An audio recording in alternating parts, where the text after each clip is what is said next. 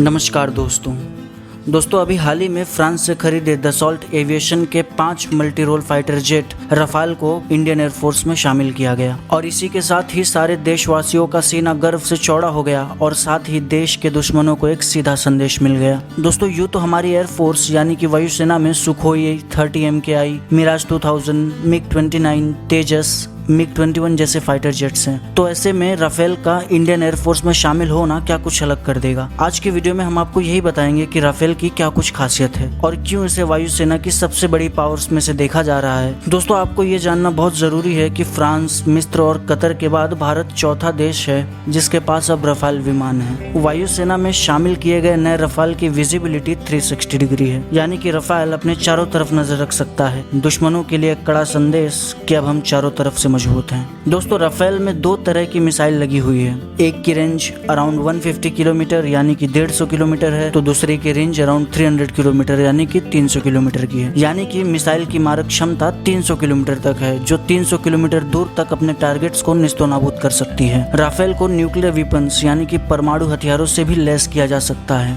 और ऐसे में इसकी मारक क्षमता करीब 150 किलोमीटर तक की है। दोस्तों हवा से जमीन तक राफेल की मारक क्षमता करीब 300 किलोमीटर तक की है और तो और राफेल बनाने वाली फ्रांस की दसॉल्ट एविएशन की माने तो राफेल करीब 2020 किलोमीटर की रफ्तार से हवा में उड़ान भर सकता है, जो कि भारत की फाइटर जेट सुखोई 30 MKI से लगभग 1.5 गुना ज्यादा है। According to Indian government deal with France, भारतीय सेना को 36 MMRCA यानी कि medium multi role combat aircraft Rafale मिलने थे, पर अगर कुछ डिफेंस एक्सपर्ट्स की माने तो इंडिया के एरिया के हिसाब से सिर्फ 36 राफेल विमान से हमें एक ताकत तो मिल सकती है, पर हमारे सारे एयरबेस के हिसाब से 36 विमान बहुत ही कम है, क्योंकि 36 राफेल सिर्फ अंबाला और वेस्ट बंगाल के हाशीमारा स्क्वाड्रन में ही रह जाएंगे। दोस्तों राफेल एक twin engine new generation aircraft है, यानी कि इसमें 2 इंजन लगे हुए हैं जो कि लगातार 2 गुनी ताकत देते रहेंगे और अगर एक इंजन खराब हो भी जाए तो दूसरा इंजन प्राइमरी इंजन की तरह काम करेगा। और तो और राफेल में एयर फ्यूलिंग कैपेसिटी भी है, यानी कि राफेल में हवा में उड़ान भरते भरते ईंधन भर सकते हैं। अब तारीफ तो इतनी सुन ली राफेल की कि मानो इससे अच्छा फाइटर जेट पूरी दुनिया में कोई नहीं, पर राफेल आने के बाद भी हम चीन की वायुसेना से ताकतवर नहीं बन पाए हैं अभी तक, क्योंकि चीन के पास J-20 एयरक्राफ्ट है जो राफेल से भी एडवांस टेक्नोलॉजी से बना है। ये चीन का 5th जनरेशन एयरक्राफ्ट है जो चीन ने खुद ही बनाया है और इकोनॉमिक टाइम्स की माने तो चीन जल्द ही लार्ज प्रोपोर्शन में यानी कि बड़ी मात्रा में J-20 को चीनी वायुसेना में शामिल करेगा। पर जैसा कि आप सब जानते हैं कि भारतीय वायुसेना अपने शौर्य और हिम्मत के लिए पूरी दुनिया में जानी जाती है, तो ऐसे में भारत को चीन से कम आंकना भी समझदारी नहीं होगी।